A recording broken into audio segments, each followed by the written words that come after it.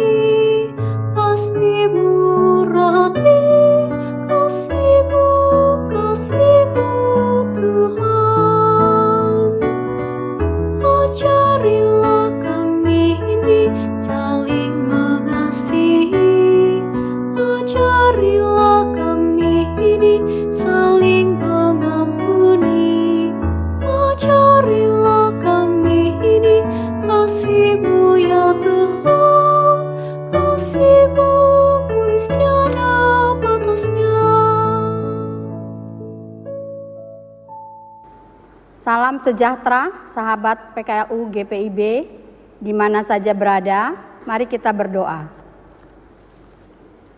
Selamat pagi Bapak, kami mengucap syukur Tuhan, di hari ini kami boleh Tuhan beri nafas kehidupan untuk melakukan beragam aktivitas kami di sepanjang hari ini. Bapak, kami rindu untuk belajar dari kebenaran firman-Mu. Berkenanlah Bapak untuk bicara bagi kami, dan menolong kami untuk mengerti akan kebenaran firman-Mu. Dan hamba-Mu yang akan membaca firman-Mu, diberikan kuasa Roh Kudus-Mu, agar hamba mampu untuk membaca dan melakukan dalam kehidupan kami hari lepas hari. Bapa, bersabdalah bagi kami, sebab kami siap untuk membaca firman Tuhan. Amin. Sebelum kita melakukan segala aktivitas kita di sepanjang hari ini, mari kita melandasinya dengan membaca kebenaran firman Tuhan. Kita membaca firman Tuhan dari Alkitab Roma 15 ayat 1-6 yang mengatakan, kita yang kuat wajib menanggung kelemahan orang yang tidak kuat dan jangan kita mencari kesenangan kita sendiri. Setiap orang di antara kita harus mencari kesenangan sesama kita demi kebaikannya untuk membangunnya. Karena Kristus juga tidak mencari kesenangannya. Seperti ada tertulis, kata-kata cercaan mereka yang mencerca engkau telah mengenai aku.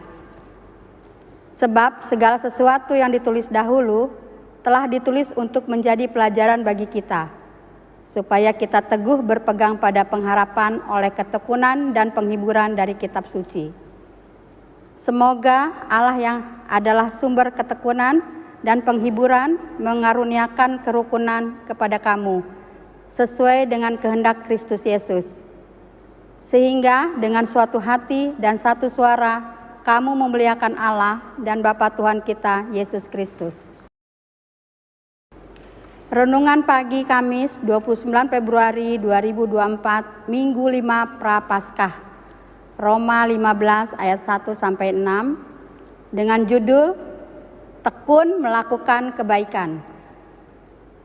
Sehingga dengan satu hati dan satu suara kamu memuliakan Allah dan Bapa Tuhan kita, Yesus Kristus. Thomas Aquinas menyatakan, kejarlah dan lakukanlah yang baik, serta hindarilah yang jahat.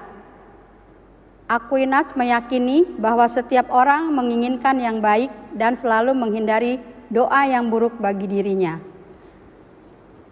Nasihat Paulus kepada jemaat Roma agar jemaat selalu hidup dalam kerukunan dengan cara membangun kehidupan yang rendah hati dan selalu tekun melakukan kebaikan dalam bersatu hati dan satu suara memuliakan Allah. Sebab bila bertengkar mereka tidak sehati, maka suara mereka diarahkan untuk menghina atau menghakimi, dan mulut mereka mengucapkan bermacam-macam kecaman. Hanya jemaat yang satu hati dapat sungguh-sungguh memuliakan Allah dengan satu suara, dengan satu mulut dalam doa, nyanyian, pemberitaan firman, dan dalam pelayanan kasih. Dengan demikian, jemaat sampai pada tujuan yang sama, memuliakan Tuhan.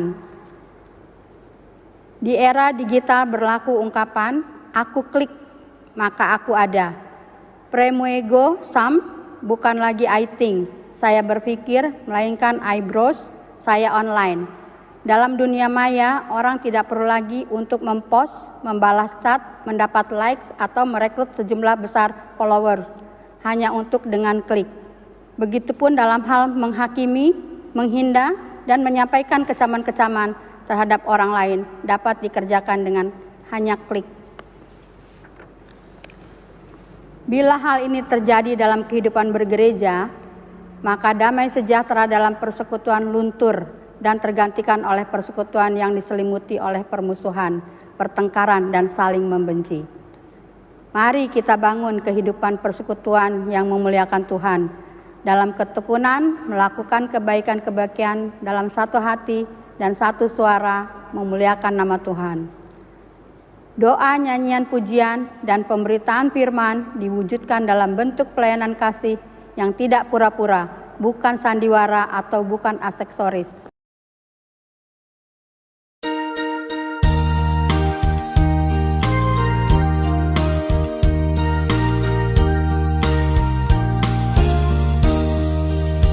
Haruslah Yesus sepenuhnya hidup di dalam diriku, dalam kata dan tindakan, waktu tidur atau jaga, Yesus hidup dalamku.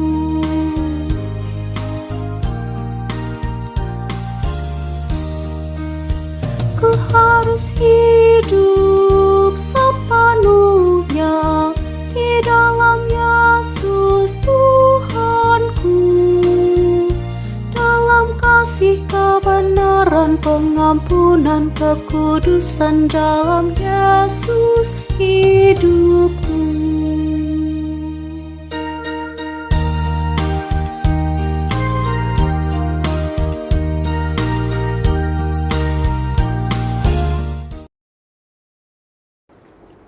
Doa penutup. Tuhan Yesus, terima kasih firman-Mu ini boleh menguatkan kami untuk terus-menerus kokoh berdiri di atas iman percaya kepada Engkau. Kami mohon ampun jika banyak hal yang tidak setia melakukan perintah-Mu. Kami lebih mementingkan diri kami sendiri dan kami lalai untuk melakukan kebaikan. Biarlah apa yang kami baca melalui firman-Mu ini boleh mengingatkan kami agar kami boleh tekun melakukan kebaikan, sehingga apa yang kami miliki, yang Tuhan titipkan bagi kami, boleh kami pakai untuk berbagi dengan sesama. Biarlah berkat yang Tuhan beri boleh menjadikan kami saluran berkat bagi orang banyak, dan kami boleh menjadi teladan dimanapun kami berada. Kami akan memulai kegiatan kami di sepanjang pagi ini. Berilah kami hikmat sehingga kemanapun kami melangkah dalam melakukan aktivitas sepanjang hari ini, kami boleh ada di bawah tuntunan kasih Tuhan. Dalam nama Yesus kami berdoa. Amin.